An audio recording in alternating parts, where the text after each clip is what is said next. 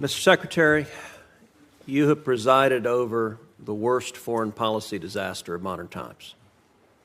When Joe Biden became president, he inherited peace and prosperity in the world. We now have two simultaneous wars waging, the worst war in Europe since World War II and the worst war in the Middle East in 50 years. Both, I believe, were caused by this administration's consistent weakness.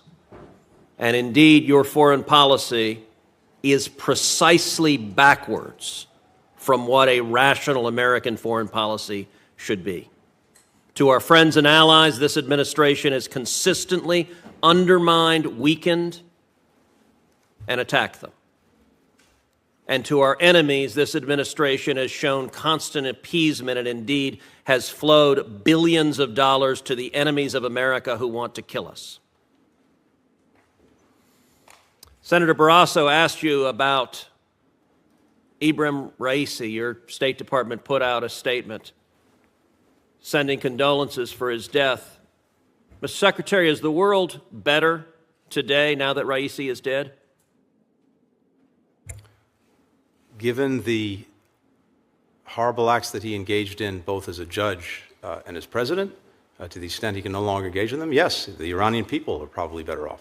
You didn't say that in your statement, did you? I believe that we did. And certainly our spokesperson... Today, the United Nations is flying their flag at half-staff to mourn the death. Would you agree that it is utterly disgraceful for the United Nations to be mourning the death of the butcher of Tehran? We're certainly not mourning his death. As I said, we expressed... Would you agree it's disgraceful for the UN to be? I'll look at what they've done. We certainly would not do that. What they've done is flown the flag at half-staff. Is that disgraceful? We wouldn't do that, and we would certainly find that... And I would note that's the absence of American leadership. All right, let's shift.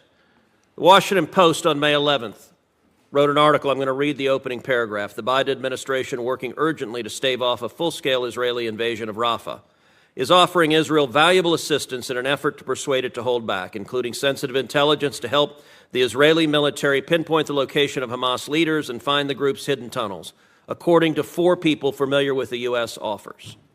Is that paragraph accurate? Exactly the opposite. First of all, no one has done more to defend Israel than Joe Biden. Is that paragraph accurate? Let me finish, if I may, please. He was there right after. I'm not interested in a campaign speech. I have limited time. Is the paragraph in the Washington Post accurate? As you read it, no. To the contrary, we're providing everything we possibly can to Israel to help them find. So the 4 sources that briefed the Post, and by the way, briefed multiple other media outlets, they were lying? Absolutely. So, all right, so that, did the administration offer to provide the locations of senior Hamas leaders to Israel if they didn't invade Rafah? That's, again, totally misleading and wrong. Here's what we've said, and here's what we're doing. We have said that there is a better way to deal with the challenge that... I'm not interested in the speech. If you don't want to hear my answer... Did you offer the location of senior Hamas officials if they didn't invade Rafah? That's a yes or no. If we had the locations, of course we'd provide them, irrespective. So this statement, you're saying the Post got it totally wrong, it is utterly false, and anyone who said to the contrary was lying and perjuring themselves if they were under oath. That statement is incorrect. We have done and will continue to do everything we can to, if we can do it, develop the information and share the information. I wish we had it. Does the administration have intelligence on the locations of Hamas officials that you have not shared with Israel? No. Does the administration have the locations of Hamas terror tunnels that you have not shared with Israel? No. Okay, so then your position is that this story is an utter and complete lie. As you've read it to me, Senator, it's not. It is not accurate. And we're not interested in playing word games. I've asked you very directly. I have not. So you're saying there's not a single Hamas leader that you know about that you or the administration has offered will tell you where they are if you don't invade Rafah. That is correct. What have you offered them not to invade Rafah? We've offered them nothing not to invade Rafah except a plan to deal more effectively with Rafah. Okay, so your testimony under oath is you've offered them nothing not to invade Rafah. I find that very hard to believe, but I just want to understand what your testimony is.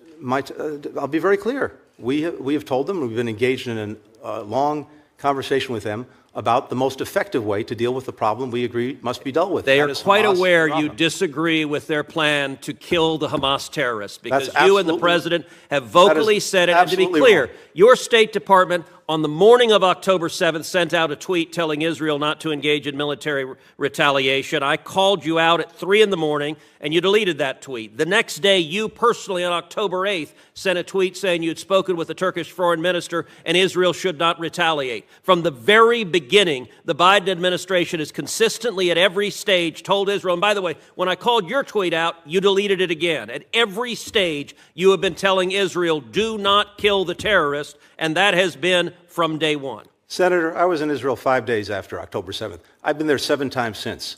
No one, starting with President Biden, has done more to make sure they have what they need to defend themselves from Hamas, to deal with the threat that Hamas poses. With all due respect, that is ludicrous. That is ludicrous. Why have you cut off weapons to Israel then? We have not cut off weapons to Israel. In fact, as you know well, starting many years ago, President Biden was at the heart of the MOU that led to Israel having a 10-year guaranteed supply of assistance.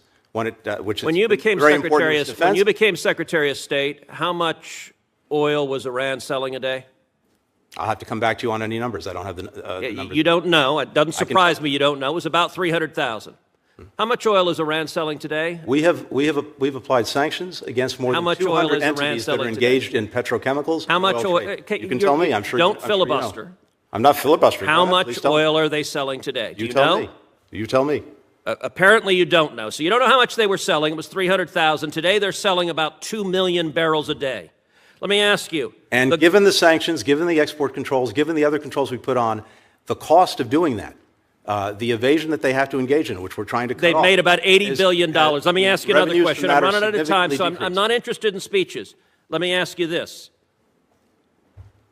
How many Ghost Fleet ships did Iran have in November 2020? We have sanctioned more than 200 It's a question. of those. I'm not. How many did they have?